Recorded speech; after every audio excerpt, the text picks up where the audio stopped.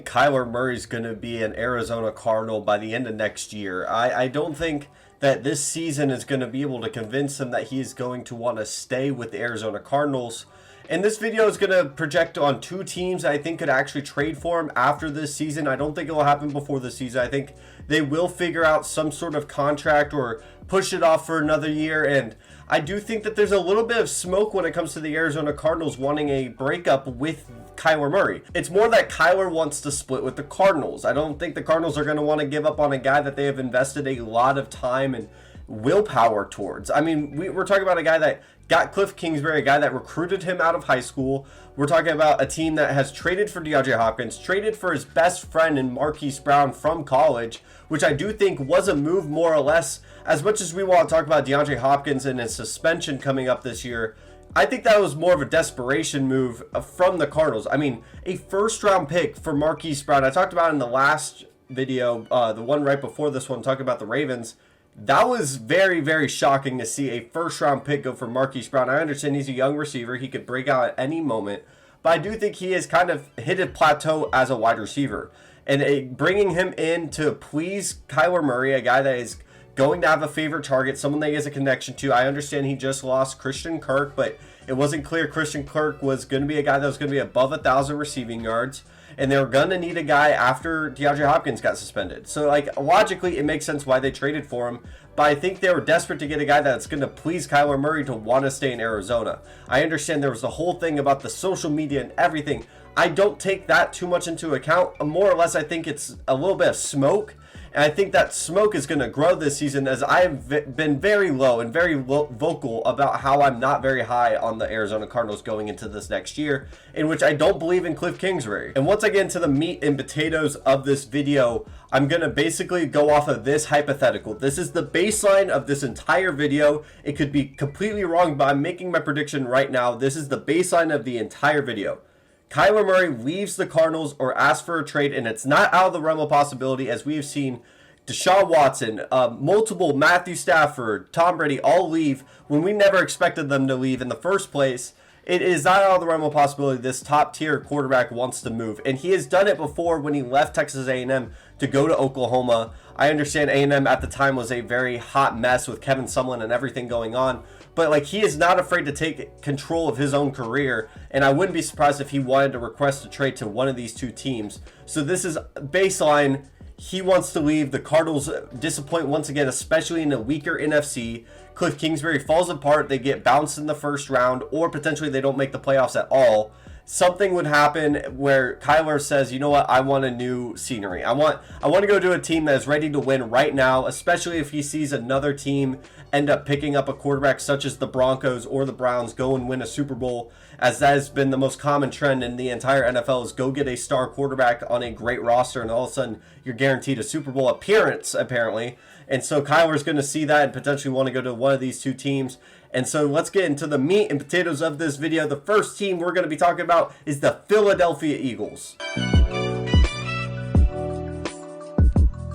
Do I sound nasally to you guys? My nose is stuffed. All right, Philadelphia Eagles. We have a lot to talk about with this team because obviously they have a young quarterback in Jalen Hurts, who I have been on this channel to say I think he's going to be a good quarterback. So this is on the baseline that, yes, whatever happens with the Cardinals happens, and the Eagles see a mediocre season from Jalen Hurts. I don't think he's going to be necessarily bad. He has too much talent around him to not work. But I do think they're going to see Jalen Hurts, and if he doesn't reach the potential that he could potentially get to, which is probably you're going to need a Pro Bowl, maybe an All-Pro season from him, and most likely have to host a playoff game or potentially have a bye. Like, they're going to have a fantastic season overall.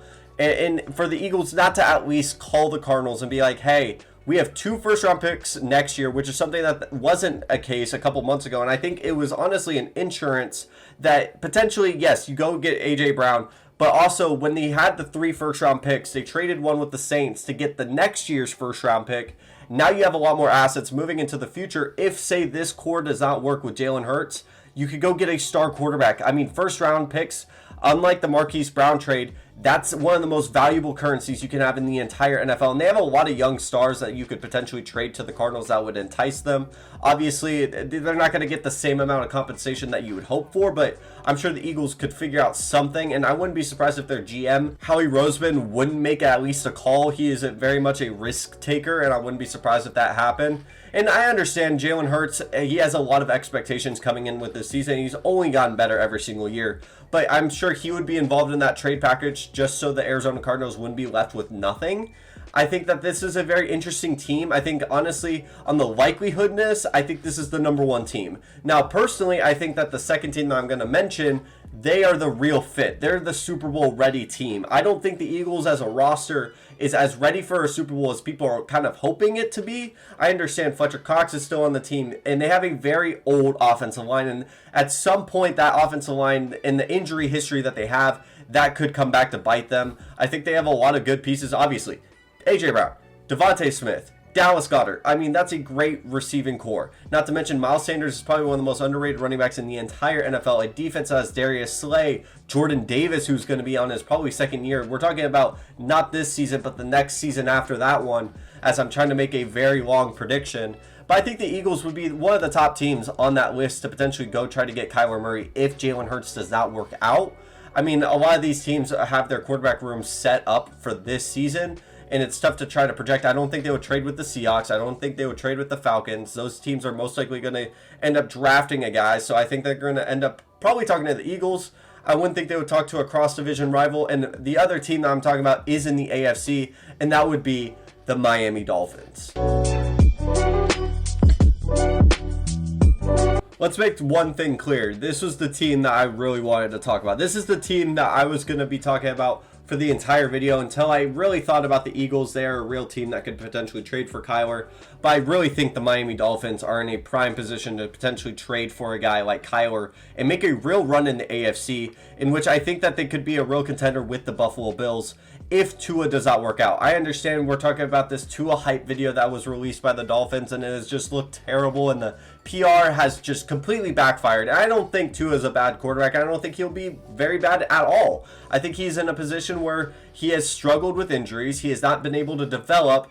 And, I mean, if you watch the video between his rookie year and this year, his mechanics are looking a lot smoother. And he's going to be able to throw a deep ball, guys. So let's not act like he is physically incapable of throwing a deep ball. I don't think he has one of the strongest arms in the NFL. I don't think he's had one since coming out of college. I did have a lot of concerns about Tua when he came out of college because, I mean, honestly, he had the greatest wide receiver core in college football history. Not to mention he had a Sarkisian offense that is RPO based, very quick, get the ball out of your hands, and you play on Alabama, in which everyone is better than every other team. Like, he was in a perfect situation. I understand he has dealt with some severe injuries, so if he does disappoint this year, it is almost a guarantee that the Miami Dolphins give up on him. I hate to say it. I think everyone trying to compare him to Drew Brees is just unfair to Tua. Let the guy try to develop as fast as he can. And I think the roster for the Miami Dolphins is more set up to be a Super Bowl team. I mean, we're talking about a team that has 2 first-round picks next year, so they have the assets to get Kyler Murray and probably throw Tua in there. They have a lot of weapons that they could easily let go of a couple of them. I wouldn't be surprised as long as you keep Jalen Waddle. Probably, I would most likely think you would keep Tyreek Hill. Obviously, you have invested 5 picks on him, and not to mention you have another guy in Mike Gesicki who I think you would most likely want to keep. And I think their defense has a couple guys that you could potentially move off of and give to the Arizona Cardinals as little sprinkles. But I think that this team is very much in prime position to win a Super Bowl if they got a guy like Kyler Murray the year after. You would be on year 2 of Tyreek Hill. You would be on year 3 of Jalen Waddle. A lot of these guys are still on relatively cheaper contracts. I think their cap room allows for them to go and pay Kyler Murray. That's another part that I haven't even mentioned. Both these teams, I expect, would be able to pay Kyler something. I mean, the cap space isn't really real. I think that there's some magician that could figure that kind of thing out. I understand cap space is very much a real thing, and it's a problem for a lot of NFL teams.